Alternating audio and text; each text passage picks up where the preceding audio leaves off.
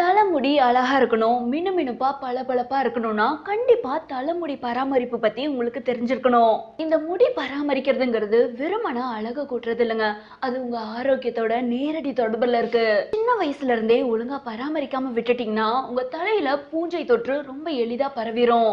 இதனால முடி உதிர்வு, முடி கொட்டுதல்னு ஆரம்பிச்சு கொஞ்ச நாள்லயே உங்க தலைமுடி மொட்டையா மொத்தமா வலிச்சிட்டு போயிரும். தலை வறண்டு இருக்கிறத உங்களால உணர முடியும். முடி அழகு முக அழகையும் மொத்தமா கெடுத்து விட்டுரும்.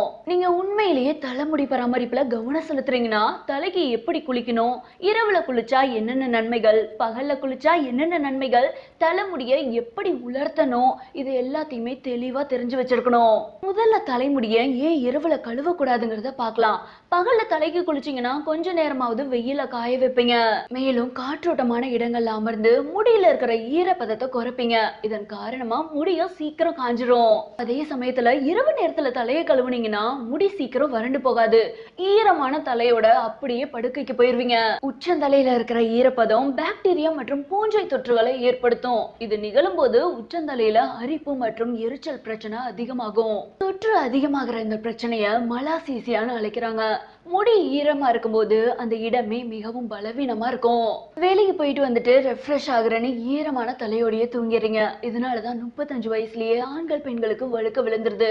சரியான முடி பராமரிப்புக்கு நிபுணர்கள் பகல்ல தான் தலையை கழுவ சொல்றாங்க.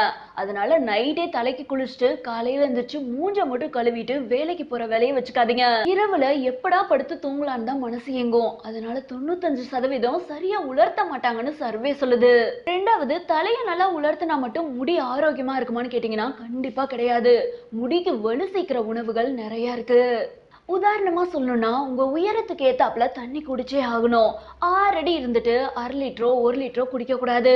நம்ம உடம்பு முழுக்க வறட்சி ஏற்படுத்த நாமளே காரணமா இருக்க கூடாது. நம்ம உடம்பு வறட்சியா இருக்கிறதுங்கிறத முதல்ல தலைமுடி தான் உணர்த்தும். காய்கறிகள், பழங்கள், கீரைகள் இது மூணையுமே சரியான விதத்துல யாருமே எடுத்துக்கிறது கிடையாது. வேலைக்கு போற அவசரத்துல வெறும் இட்லி மாவு வச்சே பொழப்ப ஓட்டிக்கிறாங்க. அதுவும் இட்லி மாவெல்லாம் ஒரு வாரத்துக்கு ஃப்ரிட்ஜ்ல வச்சு ஓட்டுற கேஸுங்கெல்லாம் நிறைய இருக்கு. குழந்தைங்களுக்கு மட்டும் நல்ல உணவை கொடுத்துட்டு இவங்க தங்களோட ஆரோக்கியத்தை கண்டுக்கிறது இல்ல. இப்ப காலையில தலைக்கு குளிச்சா மட்டும் முடி வளருமான்னு கேட்டீங்கன்னா கண்டிப்பா இல்ல. நிறைய அறிவாளிங்க ஆபீஸ் போற அவசரத்துல ஹேர் ட்ரையரை யூஸ் பண்றாங்க. அதுல இருந்து வர சூடான காத்து மொத்தமா சோழிய முடிச்சிடும். ஹேர் ட்ரையர்ஸ்லயே ஹாட்டான ஏருக்கு பதிலா கூலிங்கான ஏர் தரக்கூடிய ஹேர் ட்ரையர்ஸை யூஸ் பண்ணுங்க.